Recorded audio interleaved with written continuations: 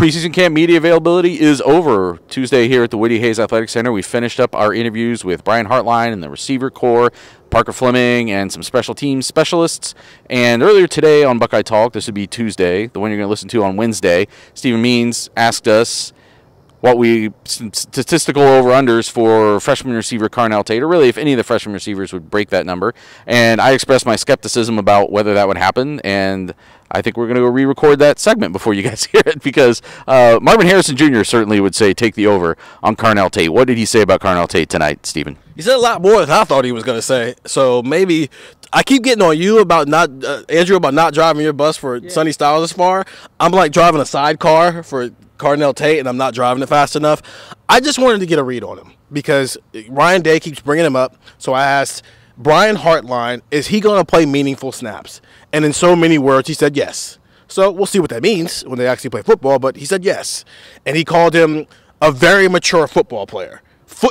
I think that's important, especially for that room where something that Marvin Harrison Jr. said at Big Ten Media Days, you're common amongst the uncommon. So they're talking about Carnell Tate that way. That's interesting. So then I asked Emeka about him. He said some good things about him.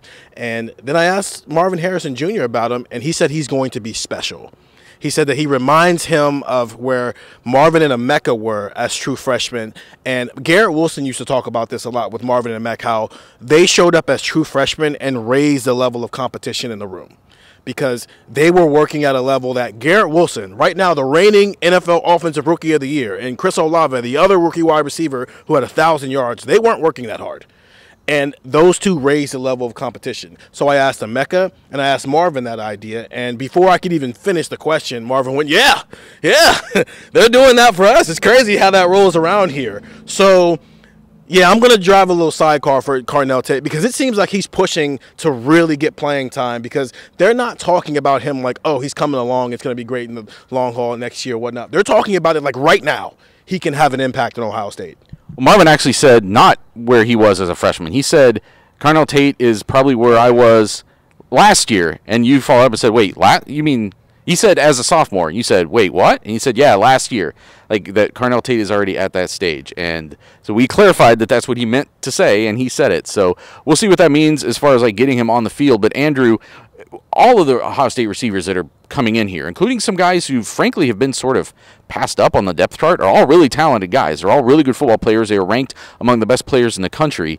When you start hearing people like Brian Hartline talking about things like maturity and those sorts of things and the work ethic and stuff like that, does that have a different impact? I mean, does that make it more tangible, you think, that those guys are maybe ahead of the curve and are getting on the field as opposed to just, oh, he's fast, oh, he's making good catches? Right, yeah, exactly. Because when you say maturity, you think about, okay, that is a player, or that is a word that you use to describe a player, second, third, fourth, fifth, I guess now sixth year. Like that is a word that you use to describe a player who has been through the off-season workouts, who has been in the program for a few years. So if you use that as a descriptor for a player, that matters a lot, because when you talk about getting Carnell Tate on the field, we talked about meaningful snaps on the pod, and we for what you said, whatever that means for meaningful snaps, you have to think about it, because it's more than just, like you said, can he run fast? Can he run good routes? It's, can you trust him to run the right routes? Can you trust him to block? Can you trust him in certain situations? Can you move him around? Can you do the things that you want him to do in situations where you're going to need it? Like, can he show up at a Notre Dame, against a Penn State, at Wisconsin, and play in big-time moments, or is he going to fold? And when you use that, that is a big, big word to use for that player. And Brian kind of mentioned that was important too, and he kind of recognized the importance of that, because if you have that descriptor as a player, that's big, because that means you trust him.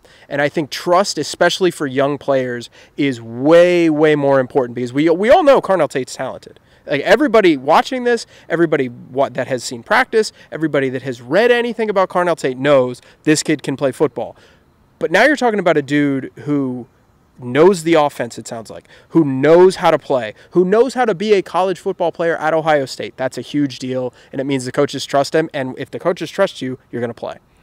The backdrop of all of this, obviously, is that Carnell Tate underwent just a horrible tragedy right here at what was supposed to be the start of his career. Like, this is supposed to be a time of only pure joy for him, and losing his mother in a tragic way in a shooting in Chicago. It was just a devastating moment happening right before he's having this breakthrough, and I think that speaks to his maturity a little bit too, that you can mentally find a way through that and be having this sort of breakthrough. So obviously, I think this whole program's thoughts are still with him. Talking to Brian Hartline a little on the side, it's something that he has really, he personally has had to like confront in a new way as a coach, at the same time that you're trying to help this guy realize his potential. But I think everything you just said there, I mean, it's not really lip service too, because to switch this back to a football conversation, which sometimes seems a little frivolous here, last year this receiving core was bad at some things. They were bad at blocking at times. They were bad at some things that were going on in the screen game, which is a weird thing to say about some of the best receivers in the country, but they were not getting it done against some big teams in important games in those realms. And I think those are things that they have to be better at as a unit this year. So is someone who is a true freshman, got here in the spring, or someone like Brandon Ennis who got here in the summer and has done good things, like are they going to be ready to go out and do those things? That's what determines if you're getting on the field in the first halves of games, as opposed to having the obvious role late in games when Ohio State's turning to that second string. But the hype train is building for Carnell Tate. The thing about what Marvin Harrison said about Carnell Tate being where he was at the start of last year was that Marvin Harrison didn't have Marvin Harrison in front of him or Emeka Egbuka in front of him. Like he just was Marvin Harrison. So this is one of those things where all those accolades are great, all those things are great. It's just, can you jump all the way up to ahead of these veteran guys? We're going long, but we need to, because this was important. This was a lot more than I even thought it was going to be. He's where Marvin was in 21, where. Would Marvin have been a unanimous All-American in 21? Probably not. But he could have, from the way they talked about him, he would have had an impact, but he had 3 first-rounders in front of him. Carnell's got at least 2 first-rounders in front of him. So it's not about production. It's not about can he have an All-American level production, because that answer is no, because you're expecting that from Marvin Harrison Jr. and Emeka Egbuka first. So it's not about that. But does he have All-American potential and ability and ways he can help you to where he plays 10 snaps a game, and he can turn that into something? I think that is out there for him this year, to where it's gradual, and then we go into the spring thinking we already know who Ohio State's best wide receiver is going into 2024. I think I'm starting to envision, I can see like maybe more of a lower production Garrett Wilson 2019. Yeah.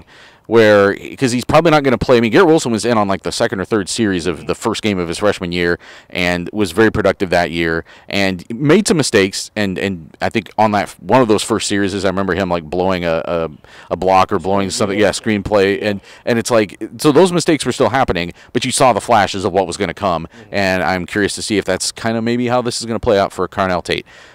Wednesday's Buckeye Talk, we've already recorded it.